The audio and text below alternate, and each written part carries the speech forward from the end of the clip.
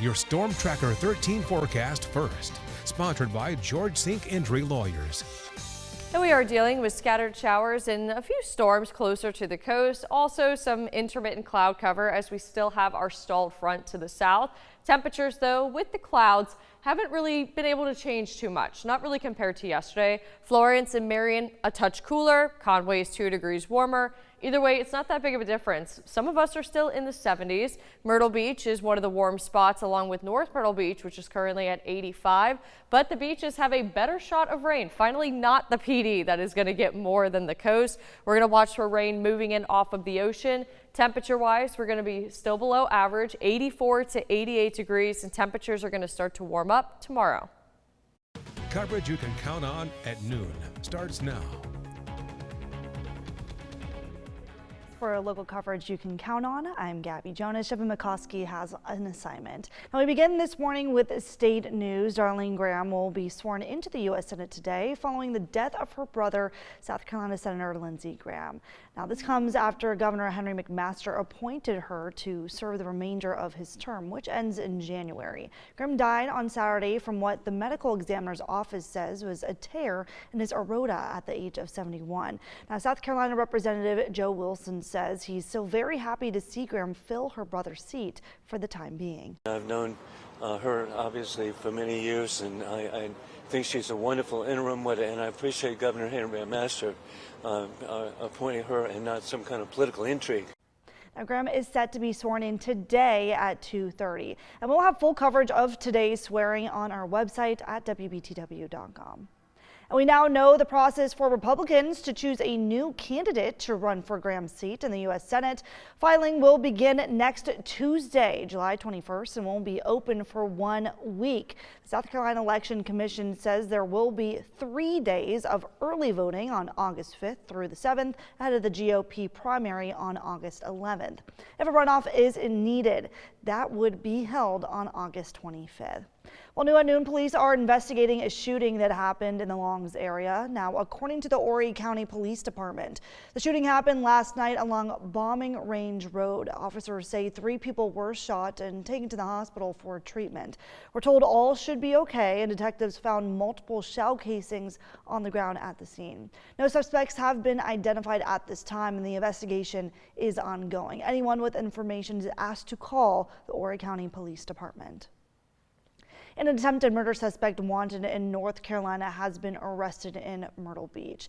Now, Legoland Jones was picked up yesterday in Myrtle Beach. He was wanted by police in Burlington, North Carolina, on charges of attempted murder and assault by strangulation. Details of the incident haven't been released, and the arrest was a result of a coordinated effort between the Myrtle Beach Police Department, the South Carolina Law Enforcement Division, and the North Carolina State Bureau of Investigation.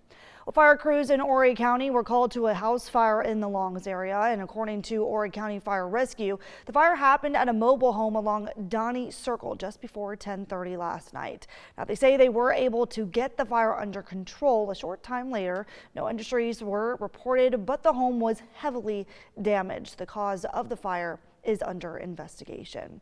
And at least 3 people were hurt in a 3-car rollover crash in Florence County. According to West Florence Fire Rescue, crews were called to the intersection of West Palmetto Street and Old Ebenezer Road just after 8 last night.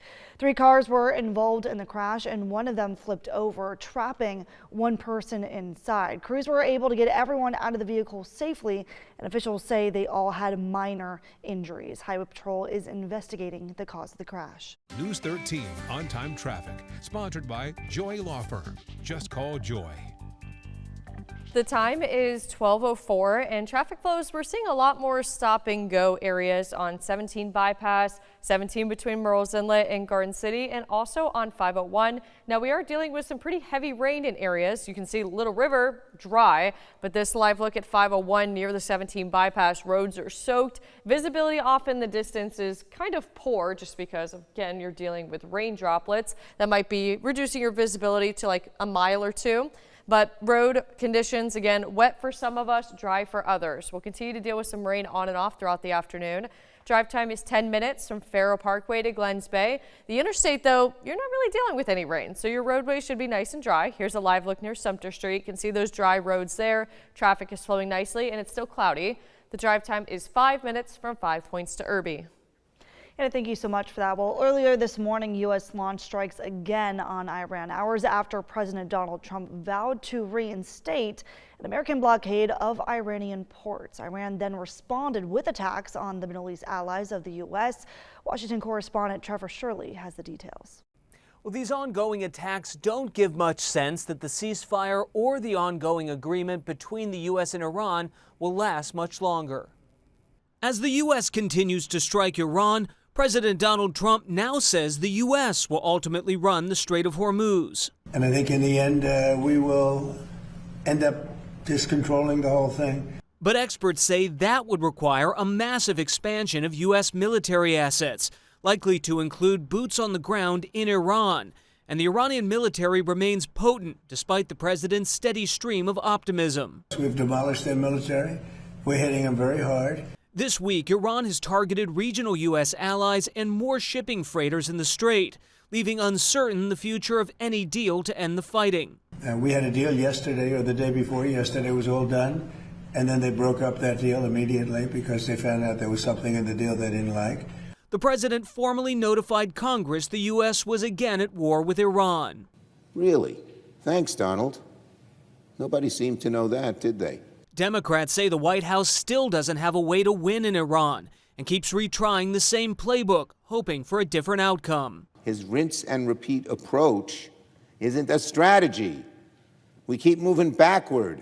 It's incredible what a fiasco this war is. President Trump also says the U.S. will start to impose its own tolls on ships passing through the Strait of Hormuz. That's something that even some members of his own administration had previously said was illegal. Reporting in Washington, I'm Trevor Shirley for News Nation.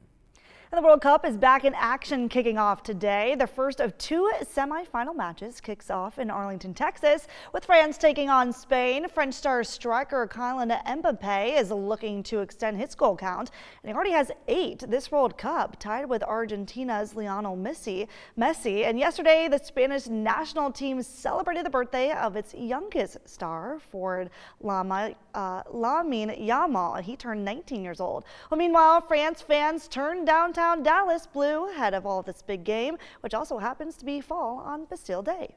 I think it's a very strong team, same like last time, so in 2022. So I'm just hoping for us to go to the World Cup and win this time. Go forward, Spain. We are going to win the World Cup. We are going to win. Lots of excitement there. Well, tomorrow, defending World Cup champs Argentina face England for the second semifinal in Atlanta. And the winners of today and tomorrow's games will play for the title this Sunday, while the losing teams will take the field Saturday in a third-place playoff match. Also ahead, the demand for answers in Maine after the second deadly shooting by an ICE agent in the last 2 weeks. Details on the incident after the break. And the beach right now is dry and sunny, but anybody heading to the beach needs to beware. Showers are going to be coming in off of the ocean. It is literally pouring just 2 miles away from the coast. We're going to talk more details on that and also how temperatures will change in the coming days after the break.